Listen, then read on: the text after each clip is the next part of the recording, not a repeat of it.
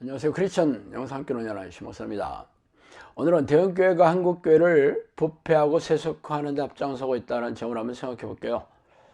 한국교회는 지금 대형교회 전성시대를 구가하고 있습니다. 세계 50대 대형교회 중에 무려 27개가 한국에 있으니까 말이죠. 그것도 1위에서 15위까지는 한국교회가 독식하고 있어요. 이 같은 결과는 한국교회가 교회의 기업화를 이루어낸 결과죠. 그래서 대형교회 담임 목사가 되는 목회 성공이 신학교를 졸업한 목회자들의 로망이 되었습니다. 목회 성공은 부와 명예를 거머쥘 수 있는 대형교회 담임 목사가 되는 것을 말하죠. 그래서 개척교회를 시작하는 젊은 목사들은 교인들이 그룹대처럼 몰려오기를 바라며 식당과 시장판을 누리며 전도지를 나누어주고 있고, 중대형교회 부목사들은 대형교회 담임 목사로 청빙을 받기 위한 박사 스펙과 쫀득쫀득한 설교 솜씨를 연모하는데 심혈을 기울이고 있습니다. 문제는 대형교회에 몸담고 있는 교인들이죠. 그들이 그 교회에서 영원히 살찌고 하나님 기뻐하시는 제자들로 양육되고 있는지 되묻고 싶어요. 아니라면 목회자들의 목회 성공을 위한 고객일 뿐이죠. 그래서 오늘은 그 얘기를 좀 하고 싶습니다. 역사적으로 보면 교회가 대형화되면서 기독교가 망주의 길을 걸었죠. 로마가 기독교 국가가 되자 럭셔리하고 웅장한 가톨릭 성당이 지어졌습니다. 웅장하고 호화로운 성당들은 지금 관광객들의 구경거리가 되었을 뿐이죠. 초대교회가 초라한 집이나 카타콤 동굴에서 기도하고 예배를 드릴 때 성령의 능력으로 전 세계에 복음이 퍼져나갔지만, 교회가 부유해지고 사람들이 넘쳐나자 이교대의 교회를 빼앗겨 버리고 말았습니다. 지금 초대교회 대부분은 이슬람 국가 가운데 있게 되었죠. 한국교회가 대형교회로 뒤덮이게 되는 날, 어떤 결과가 초래할지 안 봐도 비디오입니다. 우리나라의 복음을 전해준 미국 교회도 대형교회는 늘어나지만 기독교인은 매년 200만 명씩 줄어들고 있다고 합니다. 미국의 복음의 틀을 세워준 영국의 기독교인은 지금 1%도 채 되지 않아요.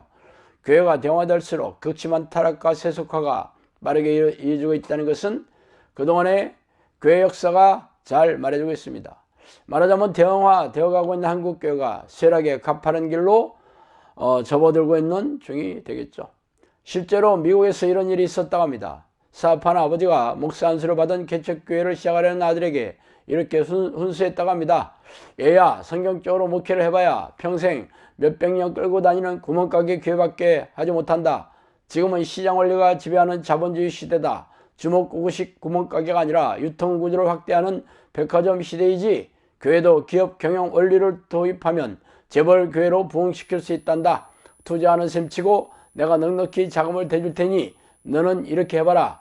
첫째, 교통요지에 대형 교회를 짓고 내부를 극장 호텔식으로 꾸민다. 그리고 전국에서 유명한 스타 강사를 초청하고 국립합창단 수준의 성가대를 세운다. 둘째, 너는 뛰어난 비서가 만들어준 설교 원고를 무대 배우처럼 완벽한 연기로 주일 예배 설교를 한다.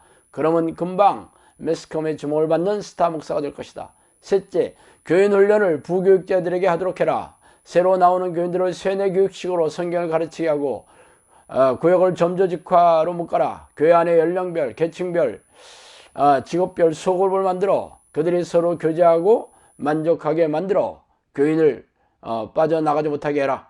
넷째, 다단계 판매 조직 방식으로 전도 훈련을 시켜 시상 제도를 만들고 전도 총출동을 시켜 전도 붐을 일으킨다.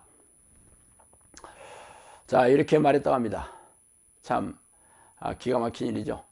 자, 그리고 또한 대형교회가 지속적으로 성장할 수 있는 요인은 부익부라는 경제 논리가 크게 작용하고 있습니다. 부익부라는 경제 논리는 풍부한 재정 능력으로 교인들의 구매에 맞는 프로그램을 제공하고 이것을 따라 모여드는 성도들에 의해 교회가 계속해서 양적인 성장을 할 수 있다고 설명하죠.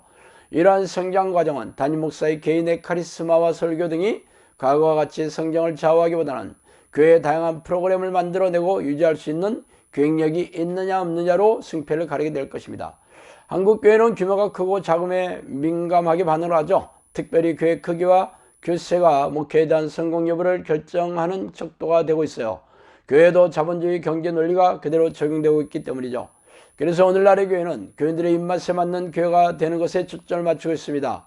그래서 전도도 교회의 우수성을 알리는 내용이나 다양한 프로그램을 홍보하면서 자신의 교회에 오면 많은 혜택을 누릴 수 있다는 것에 초점을 맞추고 있습니다. 그 결과로 불신자를 전도하는 게 아니라 교인들의 수평이동을 하게 되죠. 그렇다면 대형교회에 몸담고 있는 교인들의 문제점 무엇입니까? 그들은 대형교회 웅장하고 럭셔리한 교회 건물과 첨단 편의시설 그리고 다양한 프로그램을 누리면서 자기의와 자기만족에 빠지게 되죠. 더욱이 학력이 높고 부유하며 외모가 잘생긴 교인들이 교회에 넘쳐나면서 가난하고 목병은 이들이 교회에 발을 붙이지 못하게 합니다. 그래서 부유하며 잘난 교인들이 서로의 직업이나 취미, 철친학교 등의 배경으로 동회를 만들고 교제하면서 사교 클럽화되고 있죠. 또한 목회자들의 관심을 받으려면 엄청난 11조로 눈길을 끌고 1,000만 원 단위 헌금을 수시로 하고 목사들의 해외여행비를 대주고 고급 레스토랑에서 식사를 대접하고 명품을 선물하며 환심을 사야 합니다. 또한 다양한 성경 공부 프로그램과 각종 신앙 프로그램을 이수하면서 종교적인 열심인 자기만족에 빠지고 성경 지식을 쌓아두면서 자기의를 채우게 됩니다. 또한 많은 교인들과 사귀어서 양질의 고객을 확보하거나 사업 네트워크를 구축하려는 그런 장사꾼들도 적지 않아요. 그래서 대형교회가 사업가를 위한 로타리 클럽이나 라이언스 클럽이 되고 있습니다. 청년들이나 돌싱들은 재산이 많고 고수익의 전문직과 고학력에 출중한 외모의 배우자를 찾는 크리스천 중매회사가 되어가고 있는 실정이기도 합니다. 이런 모습들이 대형교회가 한국교회를 부패하고 세속화하는 데 앞장서고 있는 모습이죠. 이런 교인들이 기도와 말씀으로 하나님을 만나 동의하는 영적 습관을 훈련하며 제자가 되어 영혼 구원을 하는 도구로 사용되는 하나님의 백성이 되겠습니까?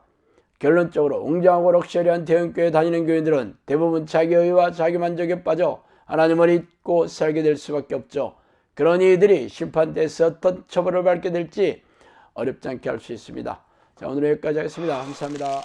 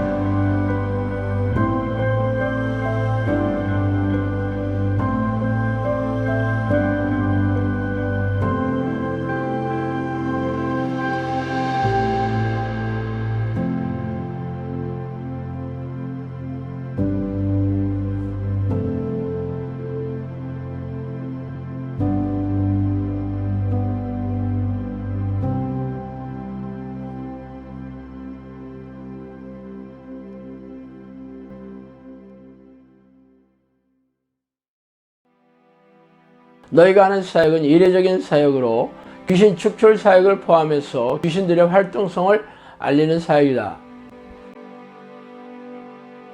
오래전 평신도 시절에 저는 영적 세계와 귀신의 존재에 대해 호기심이 적지 않게 있었어요. 그러다가 하나님의 부르는 기도를 시작한 지 10년이 지난 어느 날 천사라고 자신의 신분을 밝힌 영이 저를 찾아오는 것을 시작으로 영적 세계에 걷잡을 수 없이 빨려 들어갔죠. 책에서 소개한 25가지의 사건들은 사실 빙산의 일각이에요. 귀신들은 입을 통해서 음성으로 말하기도 하며 누군가가 귀에다 대고 말해주는 것처럼 영음으로 말해주기도 합니다. 또한 사람 안에 잠복하여 뇌를 장악하고 조종하고 모든 신체 기관을 움직일 수도 있어요. 물론 대부분의 귀신들은 자신의 존재를 감쪽같이 속여 숨어서 조종하지만 말이죠. 귀신들이 잠복하여 들어가 있는 정신질환 환자들에게서 귀신을 쫓아내면서 정신질환과 고집병을 취하면서 제 주장을 증명해오고 있습니다. 그동안 저를 찾아온 사람들은 전부 교회를 열심히 다니는 교인들이었으며 그들은 자신이 다니는 교회에서의 문제를 해결할 수 없어 전전긍긍하다가 저를 찾아오느라고 말하더라고요. 성경은 우리가 사는 세상의 왕이 사탄이고 악한 영들이라고 선포하고 있지 않습니까? 그들은 놀라운 위력과 능력으로 죄의 덫을 놓고 유혹해서 죄인으로 만들어 생명과 영혼을 사냥하는 섬뜩한 놈들이라고 밝히고 있습니다. 그래서 예수님은 죄를 부추기고 죄인으로 만드는 이놈들과 피 터지게 싸워 이기는 사람들만이 생명책에 이름이 지어지지 않을 것이라고 말씀하시지 않아요? 그러므로 귀신들의 정체와 공격에 무지한 교인들은 속아서 포로로 잡혀 있으며 이 땅을 떠나면 지옥불에 던져질 운명이 셈이죠. 종말의 시간이 가까울수록 악한 영들은 더욱 날뛰면서 교인들에게 불행과 고통을 줘 영혼과 생명을 사냥하고 있는 이때 성령께서도 귀신들에게 고통받고 있는 하나님의 백성들에게 귀신들의 정체와 공격을 알리고 이들과 맞서 싸워 이기는 정형산을 양육하라는 성령의 명령의 일환으로 이 책을 쓰게 되었어요. 그러므로 당신도 이 책을 통해 귀신들의 정체와 공격을 잘 알고 영생을 준비해야 하지 않겠어요? 정신을 바짝 차리고 영적 전쟁을 준비하지 않는 사람들은 죄다 이놈들의 포로가 될 것이라는 것을 명심하기 바랍니다.